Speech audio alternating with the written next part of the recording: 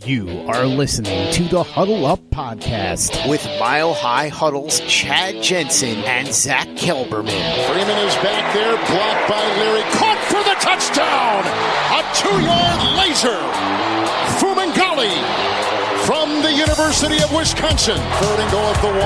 Lindsey is in. Janovich, the fullback. Janovich hit. Nice big hit there by Kendrick. He continues to dig. They call a touchdown. They call a touchdown on a 1-yard jump inside. Trying to set up the screen to his tight end, Noah Fant. He's got some room to run. He cuts it back at the 10. Fant takes it in. Touchdown, Denver. The first NFL touchdown for the rookie tight end out of Iowa.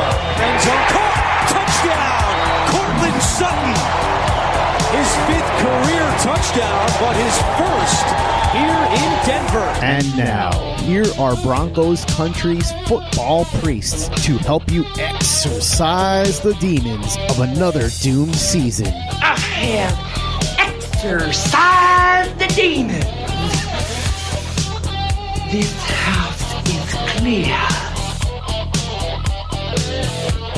Buddy, to another episode of the Huddle Up Podcast, presented by Overtime Media. I'm your host, Chad Jensen. With me, as always, my partner in crime. You know him, you love him, as the lead NFL writer for Heavy.com, also a columnist at MileHighHuddle.com. He is Zack Kelberman. Zack, how you doing tonight, my brother?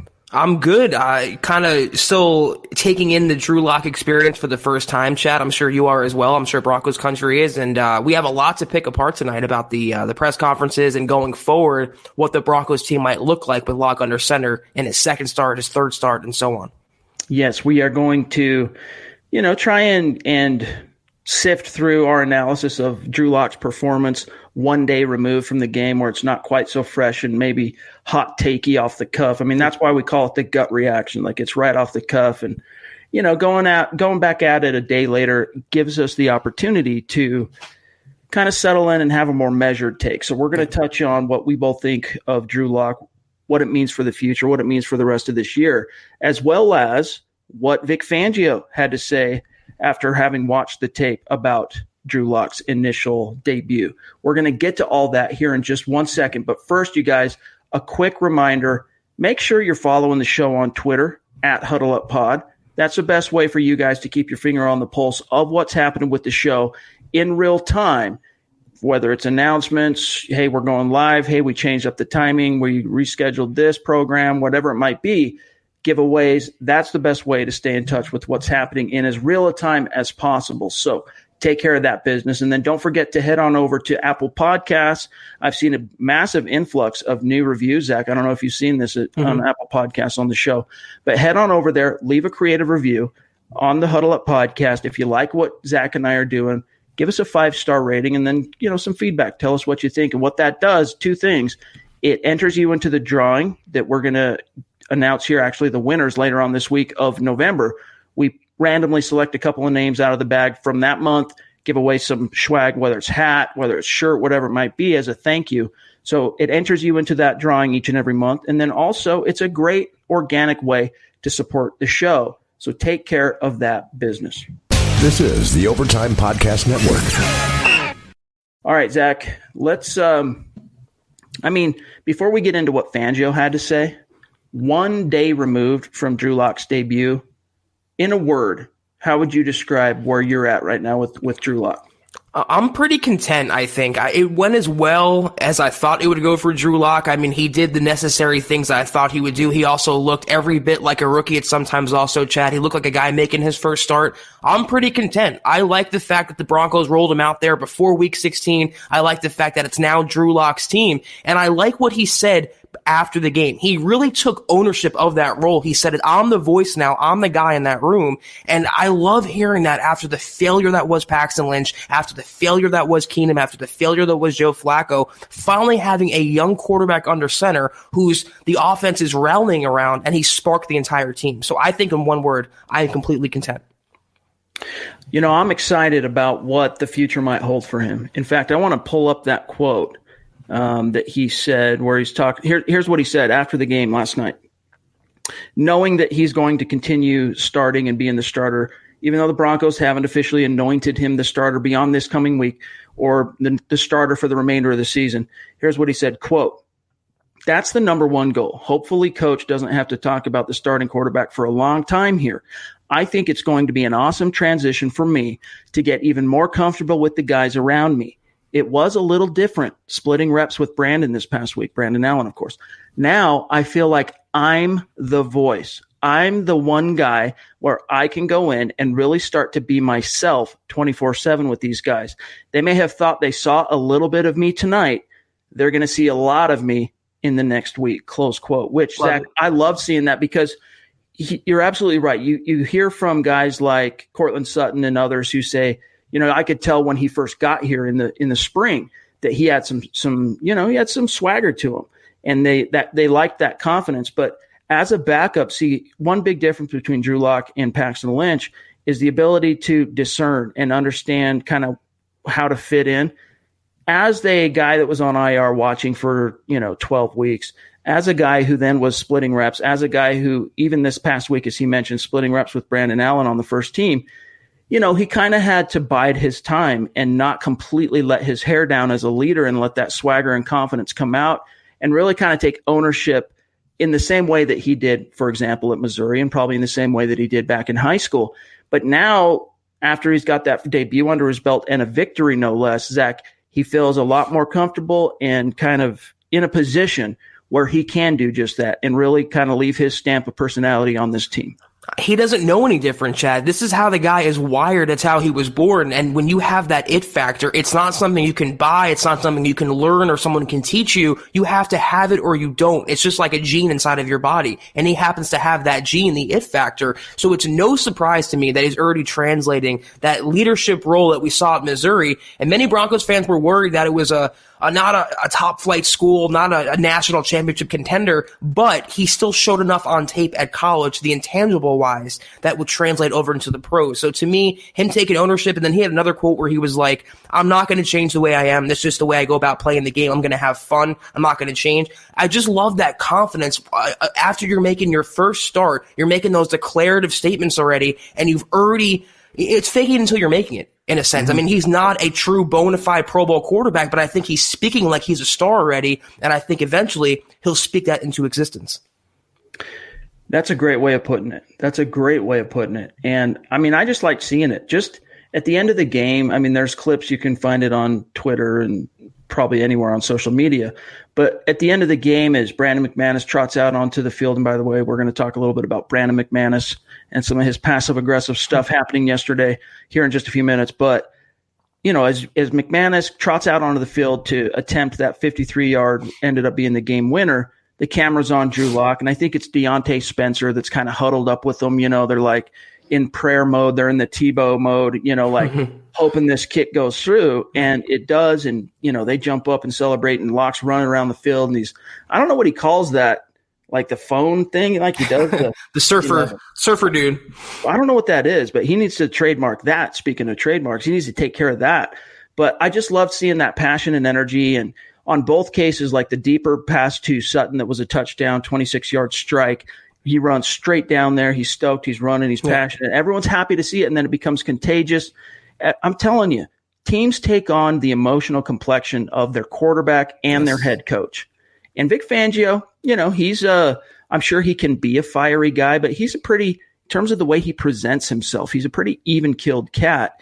Joe Flacco, I mean, you have to check his pulse. Dog, are you alive? Right.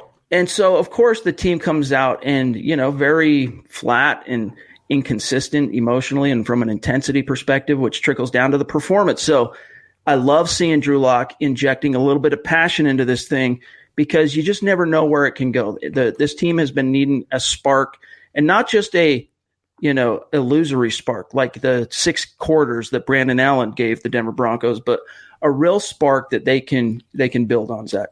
And another example of that after the game, there's a video on Twitter. It's actually Drew Lock giving some post-game, interview. He's wearing a headset, and Courtland Sutton comes up behind him, running up behind him, starts hitting him on the chest, starts celebrating with him. He already has taken onus of that number one quarterback job role. He's already taken onus as the leader of this team. He's already taken it upon himself.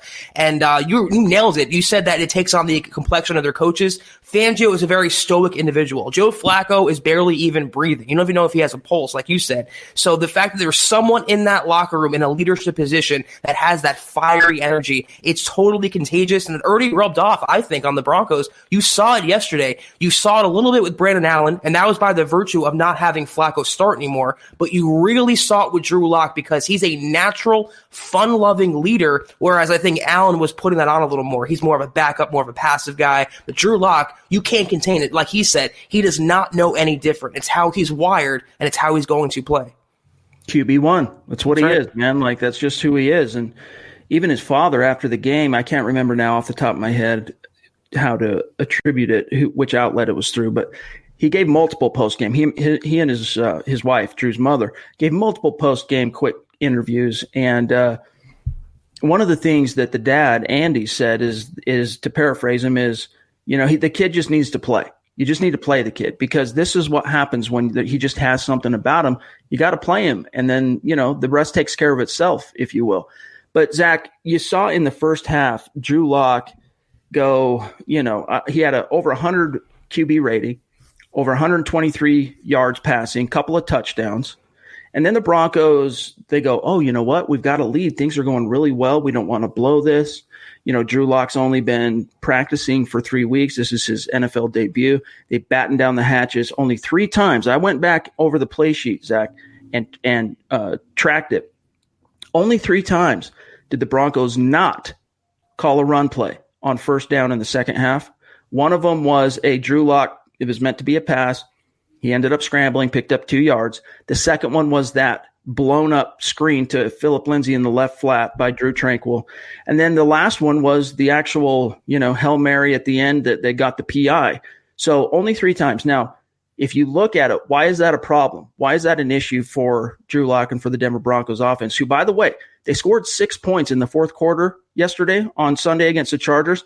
That was the first time in 5 weeks this team has scored in the fourth quarter. I mean, okay, that's another side. We'll get there in just a second. But 3 times only did they not run the ball on first down. And what that does is it telegraphs to the opponent, Zach, what you're doing. And so I just, as a defense, if I'm the LA Chargers or any other opponent, I'm just selling out to stop the run on first and second down. How many third and longs did Drew Lock deal with in that second half? Because they became so predictable. There was no creativity in the design. There was no creativity in the play calls. And so they just sold out to stop the run, bringing up third and long, a lot of punts in that second half. And he ended up only having 11 yards passing plus the interception in the second half to end up totaling 134 yards passing. If you, and the other thing, Zach, and I'm on a tangent. I'm sorry. I'm going to serve this back over to you. You're good. The other thing is you had him. You had Drew Lock in the pocket, right where you want him, right in that zone where he's in a groove, because Rich Scangarello scripted that first, probably at least the first half of the first quarter of plays the Broncos ran. That was scripted by Rich Scangarello, and it worked. Drew Lock got into a rhythm. Things were going well. You got up by 2 scores. And then for some reason, Zach, after that muffed punt in which the Broncos recovered in the second quarter, they just went into conservative mode and handed it off 3 consecutive times after they recovered that fumble to Royce Freeman and then kicked the field goal. And from then on out, there was no looking back. Like the Drew Lock show, it was pretty much over. It was the coaches really just clipped his wings. And I just, I hope they learn from that. Look, dude, you got to keep pedal to the metal. This is the NFL. That's been the case, though, with Flacco, with Brandon Allen, now Drew Lock. I mean, he had no favors, Lock, yesterday with Scangarello's play calling. It did him no justice, no favors, and that's been Scangarello's calling card, is going into a shell when things hit the fan in the second half. If the Broncos get any sort of lead, they sit on their hands instead of going for the kill shot, and that's not how you win in the NFL. So absolutely, the play calling has to be better and more consistent, but I'm hopeful and I'm optimistic that now they have one game of him on film going forward, they can start to call more plays that expand his abilities and kind of build him up in that sense. More passing plays, rolling him out more, giving him more freedom to audible maybe and just make more plays with his arms and his legs. I hope that Scangarello learns from this because they can't sit on their hands. They can't keep running the ball into the teeth of the defense. And like you said, when there's no threat of a pass, of a play action, when they know the run is coming, all it does is hurt the quarterback. So his coaches yesterday were very lackluster, I think, on both sides of the ball, Drew Lock. And I think once he gets some help in that area, you'll see better results on the field. Mark jumping in with a couple of donations on Super Chat. Appreciate you, brother. He says, the future is now, #lock and roll. Great show, guys. Zach, is your left eye okay? Zach has been dealing with some sniffles. He's been under the weather the last few days for work. Yeah, I have a little cold going, but I appreciate your concern. I'll be okay, though. Just, typical winter weather. So let's talk about this from Andrew here. Did you guys listen to how salty BMAC was in the presser? I'm glad you brought that up. I had a written article on it today at milehighhuddle.com. I encourage each and every one of you to go give that a read and check it out. And I received some blowback on it because I said basically the headline is something to the effect, paraphrasing my own headline, was something like, Brandon McManus, his behavior and contradicting Vic Fangio, it's just not a good look for the Broncos. What I mean by that is fans saw pretty clearly that when Vic Fangio, and it was an ugly sequence in which Fangio was very, indecisive, trots McManus out there for that potential 65-yard attempt at the end of the second quarter, changes his mind, and then McManus, as he's trying back off to the sideline, he's livid, he's hooting, he's hollering, he throws his helmet into the sideline, which is just sophomoric. Mm-hmm. But that's one thing. Then he comes back, hits a 52-yarder and a 53-yarder in the fourth quarter. The Broncos win. After the game, in the locker room, Vic Fangio awards him one of 3 game balls. The other 2 went to Derek Wolfe and A.J. Johnson. But McManus gets a game ball, okay? Then McManus showers, dresses, goes out. PR makes him available at the podium.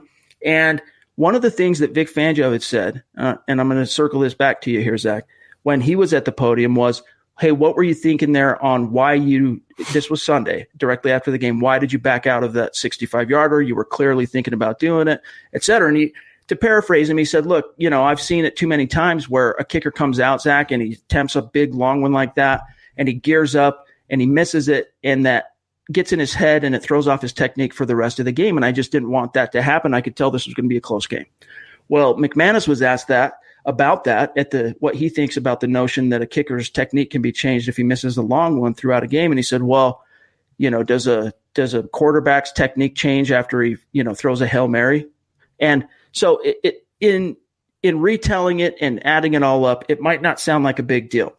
But when your kicker is passive-aggressively contradicting your head coach in the wake of a victory. And right. You know what? Tip your cap to McManus because he did come through with those 2 kicks in the fourth quarter in the clutch, and he's been shaky from 50 yards the last 3 years. Let's face it, 50 yards or more, he has been shaky, and he came through. And so on one hand, I can understand the beating of the chest, and I get that, but Vic Fangio is still trying to imprint. Vic Fangio is still trying to kind of exert his personality and control on this team.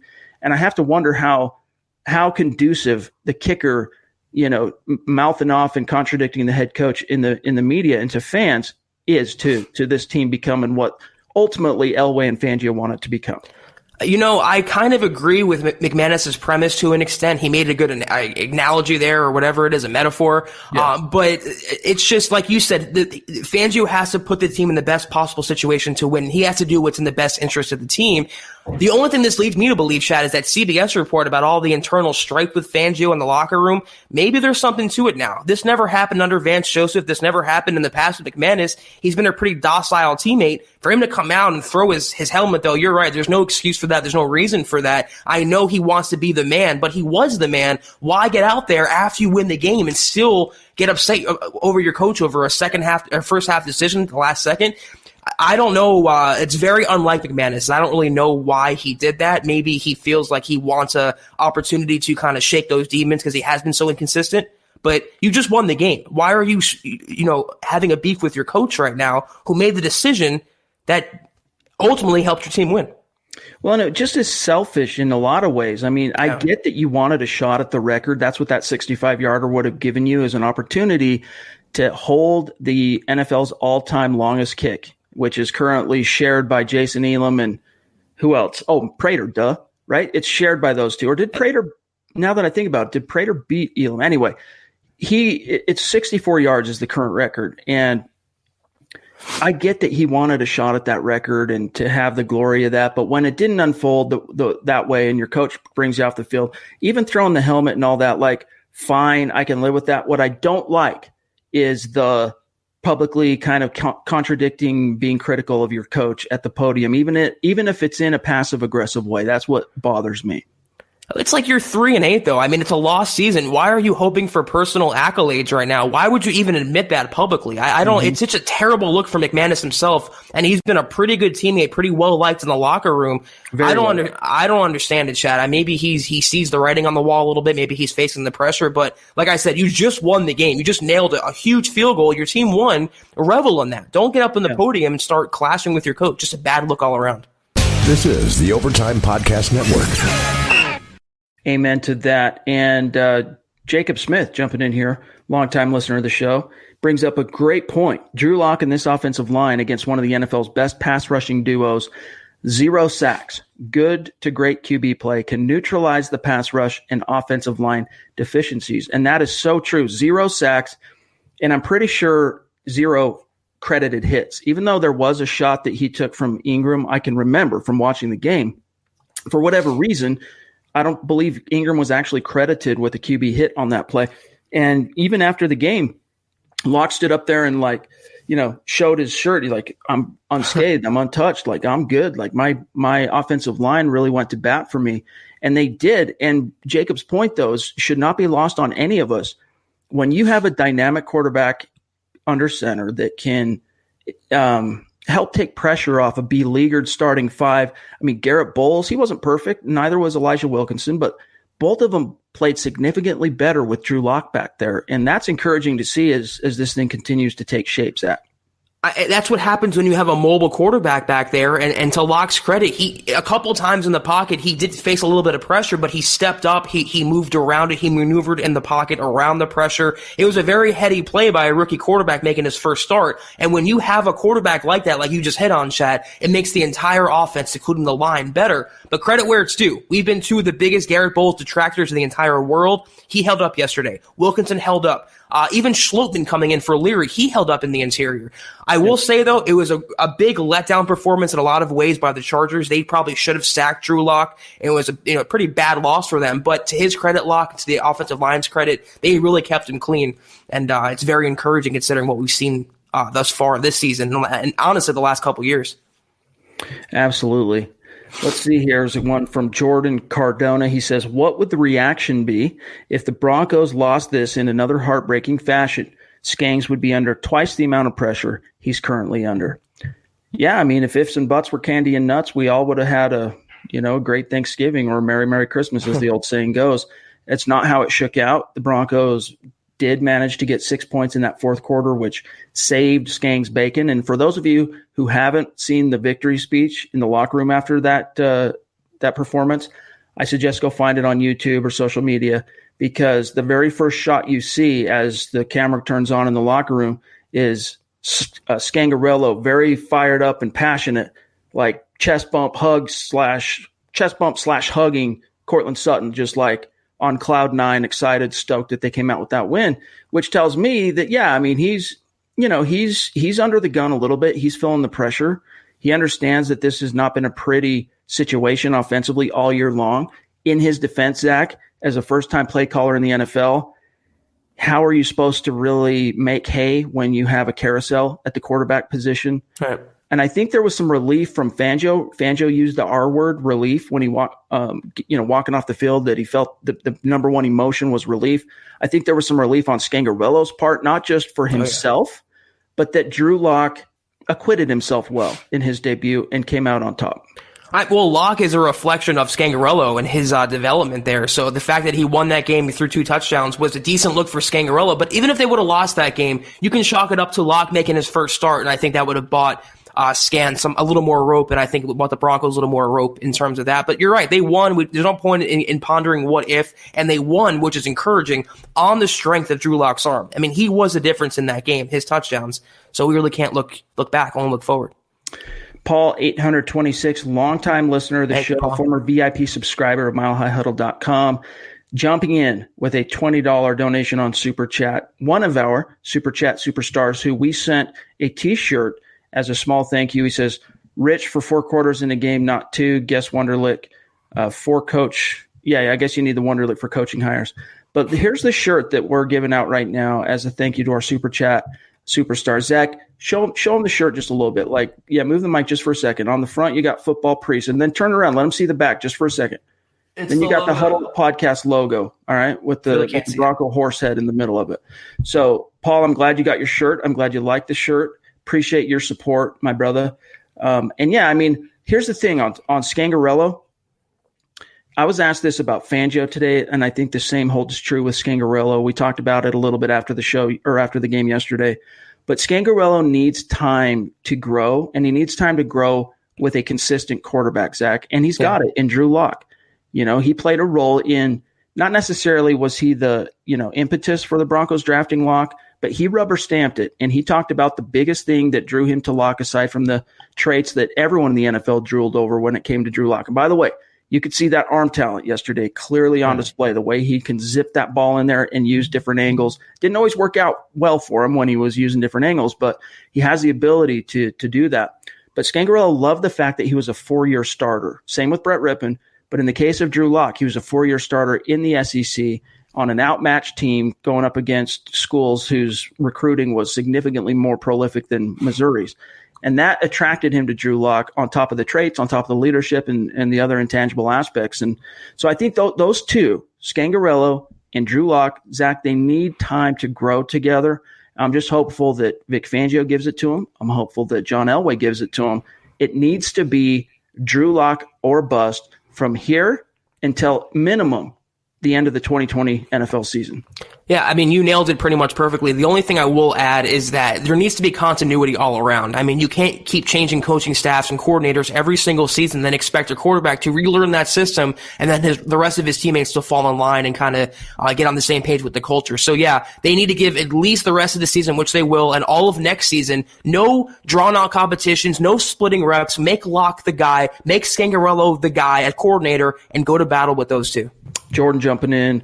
He says, what did you think about Yadam on that 4th and 11 play? It was terrible. I mean, it's Yadam. Well, now, for those who are trying to think back, that was when Phillip Rivers, this was in the 4th quarter, completed 38 yards to Mike Williams with Yadam in coverage. And you know what? Williams made a great play, and Rivers made a great read and a great throw attacking Yadam. But Yadam, man, you got to come up with that play in the clutch. Like, you got to break up that pass, dude. Yeah. I understand if you get burned off the ball because from a vertical speed perspective, Yadam's not the fastest corner on the team, but he has the size and physicality to attack the ball at the catch point, and he just didn't do that. He relinquished a terrible completion in a key moment, and he's lucky it didn't cost him the game, Zach. And he's lucky the Broncos corners are either hurt or not performing well, or else he would continue riding the bench, Chad. It's just who he is as a player. He finally got his head around for the ball, which I'm sure his teammates and his coaches on the sideline were screaming at him to do. It was just too late, though. I mean, that's just his game right now. He doesn't have the technique down. I mean, he's far from a polished product, and I think as a 3rd-round pick, I did not like it then, and I still don't like it. I'm not going to use the B word just yet, but I think it's really inching toward that territory. Buana Beast jumping in with can we talk about Noah Fant? I still do not understand why he is slow out of his breaks and cuts. He has that great 3-cone score from the combine he's talking about. It just seems like that is a weak point right now. You know, my biggest thing with Fant isn't so much being slow in and out of his breaks. My thing with Fant is not catching the ball in critical moments, like the end of the Vikings game in the end zone. He had an opportunity to catch that ball, and he let it go through his hands, and the Broncos lost. That second touchdown that Sutton caught, the play before that, Drew Lock threw him a dime in the end zone. And, yeah, it was a contested pass, but, dude, it went right. If you watch and slow replay that sucker, it goes right through his hands, man. Like, Fant should have caught that ball. So that's my biggest thing with Fant right now is, you know, you need to come up with those plays. And I'm confident, like I see a few other comments here in the stream using the B word, the bust word as it relates to Fant. Not even close, you guys. How? Fant's going to be a stud for this team for many years. And the farther he gets into his career, Zach, the more he's going to be able to come up with those type of plays that he just, he couldn't as a rookie. He's coming up short. That'll change as time goes on. God, those comments really take me off, Chad. Calling Locke a bust or Noah Fant a bust. I mean, Broncos fans and NFL fans in general really don't understand that. To transition from college to the NFL for a tight end is really, really difficult. And I think he did pretty well. I mean, his number one job is to be a receiver, and we saw glimpses of what he can do. We saw it against the Browns. We see it every now and then. He'll catch a pass and he'll turn upfield. He has the body. He has the talent. He has to put it all together. Don't get caught up on his speed or lack thereof. Ask the Oakland Raiders how much speed benefited them the last couple decades. It's not the end-all, be-all here. He's still going to be an all-around good player. And look at T.J. Hawkinson, his former teammate. He's on IR now. He had one good game in week 1, and then he disappeared. I mean, that's every tight end in the NFL. And the more raw you are in college, the harder the transition is. So give him time. He's going to be, I think, a Pro Bowl player as soon as next year. And he only had one reception for 5 yards. He could have had that touchdown. Didn't shake out. Courtland Sutton ended up getting it on the next play. He had 2 on the day. What bothered me more so, other than the Fant drop in the end zone, was how Jeff Hireman comes back into the equation. He's immediately grandfathered back as tight end 1. And all those targets that are in the passing scheme end up going to Hireman, especially in the first half. Like, Hireman is an extremely limited tight end. And as an offense, the coaches, Zach, they might be able to trust him more from an assignment perspective, knowing the offense, knowing his assignment, and knowing, and from a blocking, when he's tasked with run blocking or staying into pass block, being trusted to hold up better than Fant. On that front, I understand it. But when it came time to the passing game, you're telling me that you're going to take the slowpoke Jeff Hireman over the 4.5 Noah Fant, who has shown at multiple points this season, while Hireman, he's always injured, dude, first of all, with Hireman. But while he was injured, Fant really kind of came into his own, and now he has to take a backseat to Jeff Hireman. Like, that bothered me. I didn't like seeing Hireman vacuum in all those targets from Locke. I'm right there with you. Those should all go to Noah Fant. I mean, we've seen what Hireman can do. We've seen his ceiling pretty much. And we talked about it yesterday, that these high round draft picks of the Broncos that don't really perform well, they give them every chance, second chance, third chances, 20th chances to perform on the field. And that's what Hireman got from this Broncos staff. They're trying to wring some sort of production out of him, but that should all go to Noah Fant. Their tight end of the future is on the roster, and his name is not Jeff Hireman. This is the Overtime Podcast Network. There was a comment there. I apologize. I just missed. I X'd out of it. But Locke, he did not seem scared yesterday. The moment did not seem too big for him. And I think that's one of the things that, honestly, the coaches weren't sure about. And one of the reasons why they dragged their heels on activating him off IR to practice and then eventually getting him on the field was, they weren't sure whether or not the moment would be too big, whether he would wither under the pressure. And he very quickly, man, showed that he can contend. He belongs in the league. He's still raw. He still showed at times there's a few passes, including that deep one early on that he missed to Hireman that was wide open. If he would have thrown it more, put more air under it and thrown it more toward the sideline, that's a big completion and a big play. So he still needs to be more consistent with his footwork and his technique from his throwing platform and all that stuff. And it'll come with more time on task. But Zach, from a confidence perspective, if you're the coaches, like today or even last night when they had their meetings, they're looking at each other with grins on their faces because they know they've got a guy now. They've got a guy that can play, who's got the arm strength, got the arm talent, got the athleticism, got the QB1 it factor. Now it's just a matter of putting it all together behind him and getting him that time on task, which these ensuing 4 games to close the season, the final quarter of the season, he's going to get plenty of those live bullet reps. You know what scared is? Scared is crying on the bench in Oakland, as Paxton Lynch did. Not what Drew Lock did yesterday on the sideline. The only emotion he showed before the game, they showed him in the pregame introduction and the national anthem, he was taking it all in. He looked like he looked around, he looked at his name on the scoreboard, and he thought, it was almost like he said to himself, wow, I finally made it. And he looked like he was excited. It was nervous energy. It wasn't, an anxiety. It wasn't scaredness. It was just wanting to get out there and perform. I did not see any sort of worry, concern from him. He's an alpha personality with the it factor. And no matter what the situation is, the opponent, the game, he's going to rise to the challenge. Happy Ken wants to know if we are worried that Locke only got less than 150 yards. I guess if you add up his rushing yards, he came close. He was about 150. He had 15 rush yards, if I'm not mistaken, on the day, and then 134 passing. Zach, no, that doesn't worry me because the game plan, the way the Broncos battened down the hatches, played conservative, played not to lose in the second half, becoming so predictable.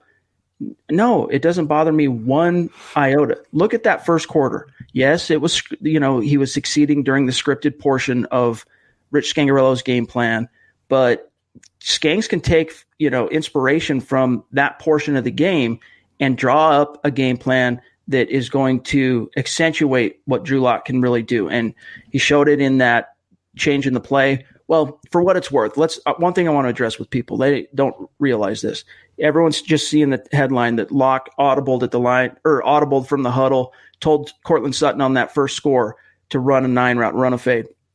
What actually happened was the play call leaves open. We learned about this after the fact from Vic Fangio, leaves open an option for the quarterback to read the coverage on this one route from the X position and determine which route he wants him to run based on the coverage. And the way the Chargers were selling out, he saw an opportunity. And so he told Sutton, hey, instead of running this, you're going to run the fade. And it worked. But all that stuff, Zach, I'm not worried about the 150 yards. No. I think the coaches need to man up a little bit and take their training wheels off emotionally and just let Locke be who he's going to be. Let him bump his head. You saw in that second half when he threw the pick, those picks are going to come because he's still learning on the job a little bit in terms of NFL speed, understanding coverages better. But you got to let him go out and bump his head, because what comes along with that, Zach, are the dynamic big plays like you saw in the first quarter.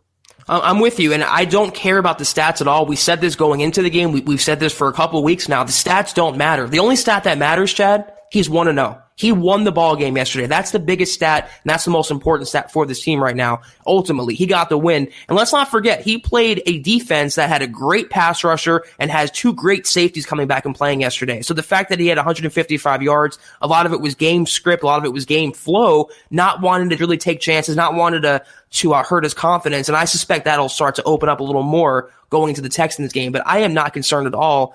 I don't care about the yardage. If we would have thrown for 500 yards and they would have lost, I mean, isn't one more important than the other here? Right.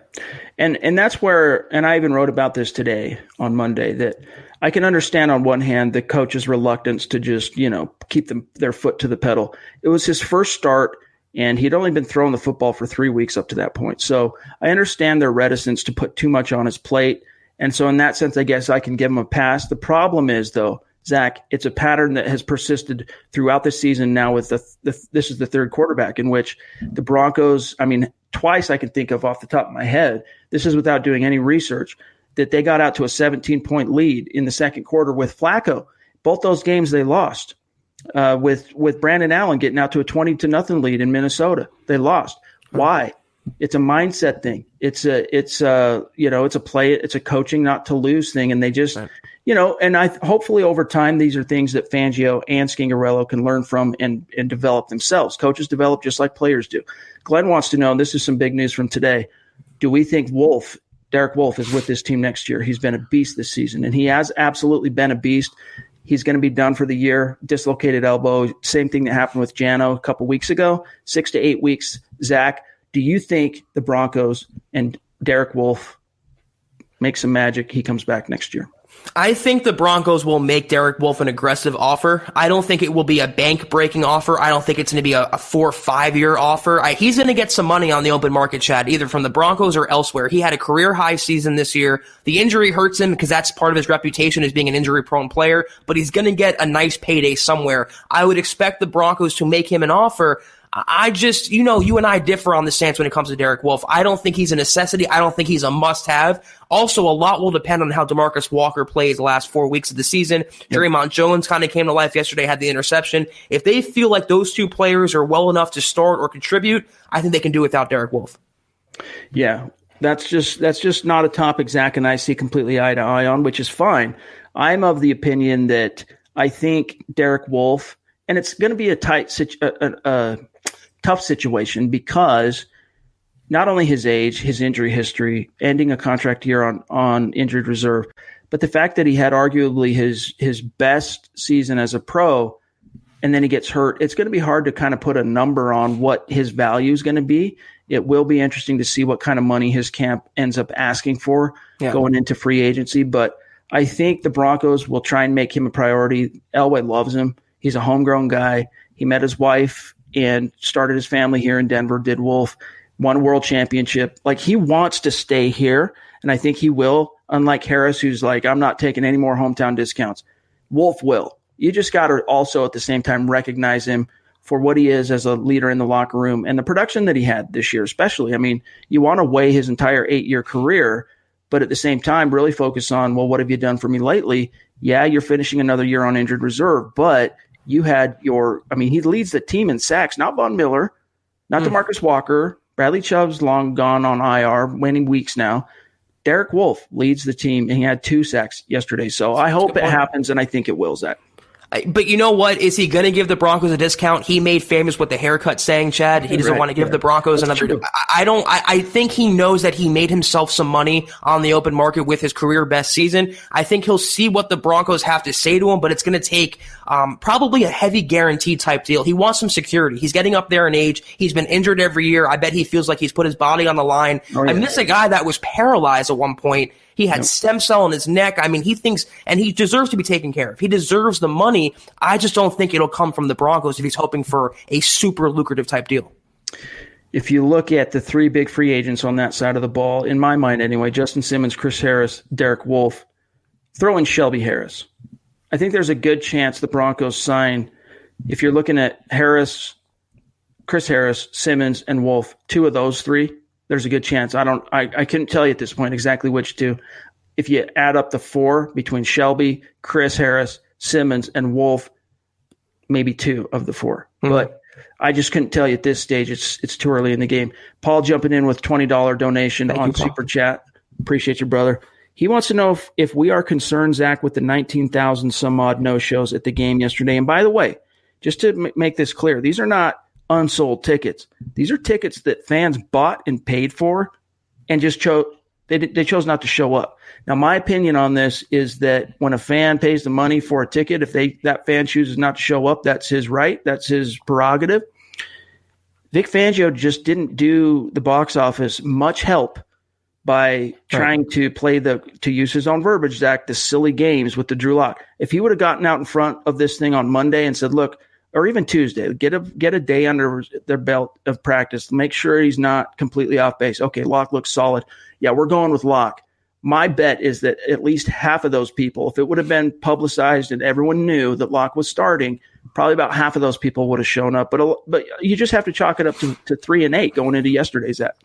Let me just tack on a point to the last thing we were talking about. If I'm taking 2 of the 4 from that group, I'm taking Justin Simmons and Shelby Harris. That's just my opinion, and I see some comments coming in, so it's a good discussion to have. In terms of the no-shows, though, that we talked about on yesterday's pod chat, that's a product of being 3-8 going into that game, not giving the fans something exciting. And like you said, we talked about it yesterday, dragging the quarterback situation out. Brandon Allen does not sell tickets. Drew Lock does. If they would have announced it Tuesday or Wednesday, people would have either booked tickets to the game, made plans for the game, flown in for the game, but they didn't. They really dragged their heels and their feet or whatever, and it cost them. So I'm not concerned. I think the next home game with Lock starting, you'll see more of a packed crowd. All right, last thing I want to talk about, guys, and then we got to get out of here. We're running a little bit long tonight. It's always fun talking to you guys. Time flies. We're not looking at the clock, but we do have other things we got to get to as it relates to covering your Denver Broncos and bringing you the best coverage on your team on the internet.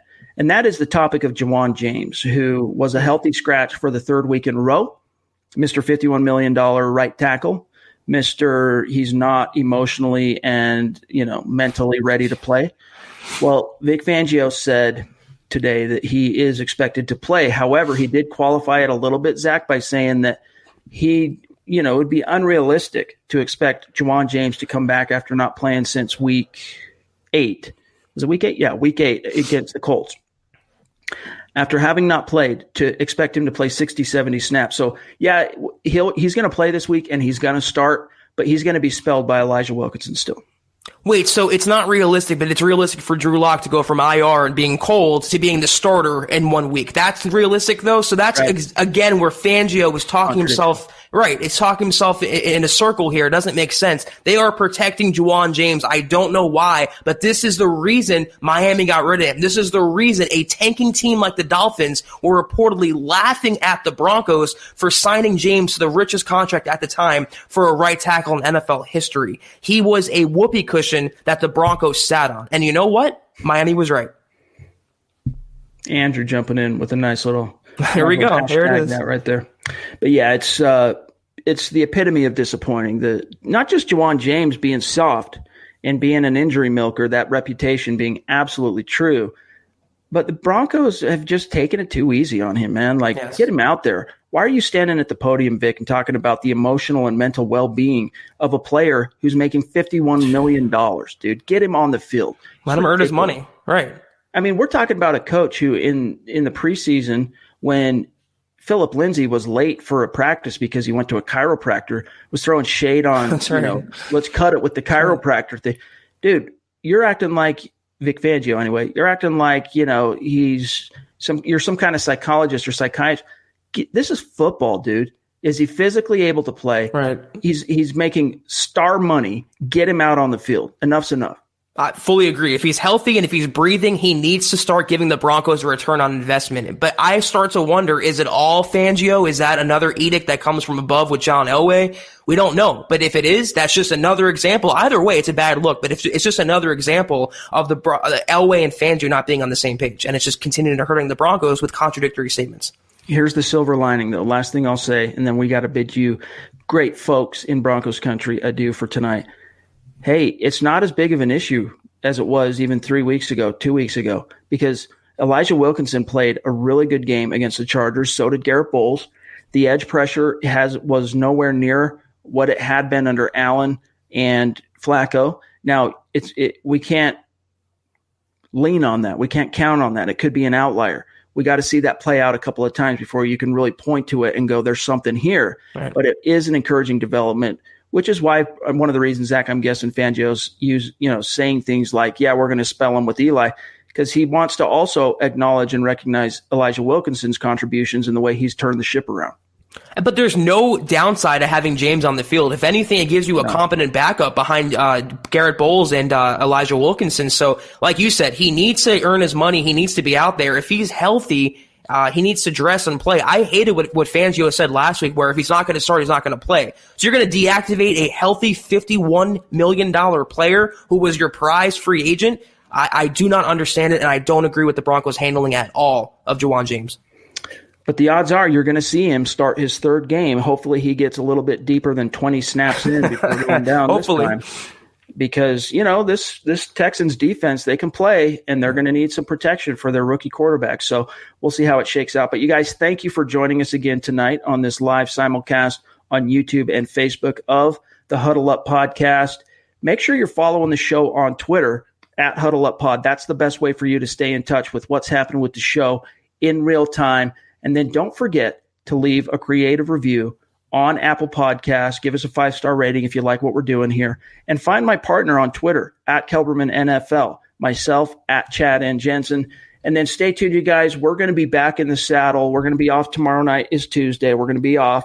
There will be a fresh episode of Building the Broncos waiting for you when you wake up Wednesday morning.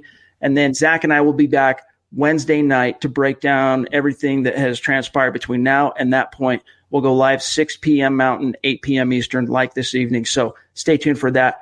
Massive thanks to our Super Chat superstars. You guys are awesome and single-handedly keeping the show afloat. So appreciate you guys. But Zach, have a good night, my brother. You too. I'll see you Wednesday. All right, buddy. Guys, we'll talk to you then. For Zack Kelberman, I'm Chad Jensen. Have a good night.